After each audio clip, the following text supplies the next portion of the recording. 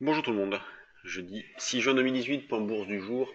Belle hausse à Wall Street hier, le Dow Jones a pris un 40%, le SP500 0,86, le Nasdaq 0,67. Ce matin, le Nikkei a terminé en belle hausse également de 0,79%. Le contrat futur échéance juin est actuellement à 5475 points. Donc hier, on a eu une séance un petit peu particulière, puisqu'après un début de séance plutôt calme, eh bien le CAC est parti à la baisse à partir de 14-15 heures pour atteindre comme point bas la zone des 5410 et se reprendre derrière. Donc le marché continue d'évoluer dans le vide. Ne cherchez pas à comprendre pourquoi ça monte, pourquoi ça baisse. Il n'y a aucune raison, si ce n'est de la spéculation, de l'algo, un manque de densité. C'est ce qui explique ces écarts qui sont importants.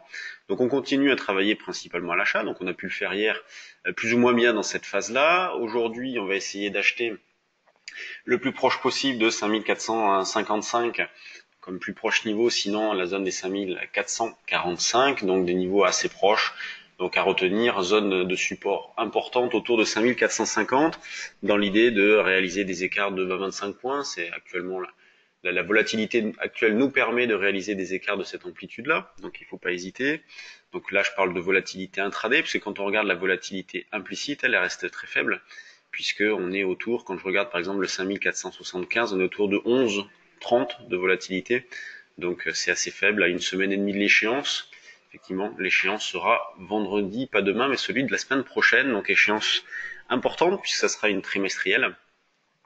Le DAX, on travaille à l'achat également, donc le plus proche niveau, c'est cette zone de 12 820, petit niveau intermédiaire, sinon le niveau de 12 760 que nous avons proposé et joué hier sur le trade du jour a parfaitement fonctionné, même si on est allé chercher un petit peu en dessous, on a pu profiter du rebond de fin de journée. Donc on continue à travailler principalement à l'achat. Alors c'est vrai que aussi bien sur le CAC que sur le DAX, on se fait pas trop d'illusions sur un relais à la hausse, à la baisse. On part toujours du principe qu'il est fort probable que l'hésitation se poursuive. Donc on continue à privilégier l'accumulation d'écarts. Les synthétiques restent adaptés à la situation actuelle, et notamment les puts synthétiques. Moi c'est comme ça que je travaille. Et c'est vrai qu'en travaillant en puts synthétiques, lorsqu'il y a des petits retracements comme hier, c'est très sympathique. On peut se racheter dans d'excellentes conditions pour profiter du rebond du soir pour rebondre. Donc put synthétique, je le répète, achat de call plus vente de futur.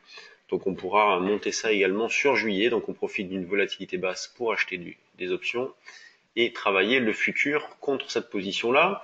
Quand on regarde du côté de l'euro-dollar, hier la séance a été assez calme, on a fait une formation sur le Forex hier. On a fait des petits écarts tout de même, puisqu'on avait proposé déjà une vente vers un 17 45 50, notamment sur le trade du jour, qu'on a pu racheter vers un 17 15 20. Ensuite, on a pu jouer le double top, ça ne confirmait pas, on a pu ressortir pour recommencer vers un 17 95 en double top, donc ici, et on a joué un 17 65. Il a fallu être patient, puisqu'on a fait les 30 pips de 15h50 à 17h40, mais bon, l'objectif a été atteint, l'écart a pu être réalisé. Là, on est actuellement dans une zone de vente sur l'eurodoll, donc un 18,20-25, c'est la zone suivante que nous avons proposée sur le trade du jour, notamment un 18,23 précisément. Donc, on est un petit peu méfiant dans la mesure où l'eurodoll se reprend et les objectifs qu'on avait mentionnés précédemment ont été atteints, donc c'est vrai que pas mal de méfiance, on peut attendre des signaux techniques. Sinon, on est actuellement dans une zone de vente par anticipation. Du côté des actions, eh bien, on a une grande majorité de valeurs dans le vert, avec le secteur automobile et le secteur bancaire qui surperforment ce matin, les deux plus fortes hausses. Donc c'est Renault qui prend 1,37%, donc Renault qui est revenu dans une zone d'achat possible, on en avait parlé d'ailleurs autour de 82. Donc une sorte de double appui avec ce qui avait été réalisé le 9 février, donc zone d'achat possible sur Renault dans cette zone-là.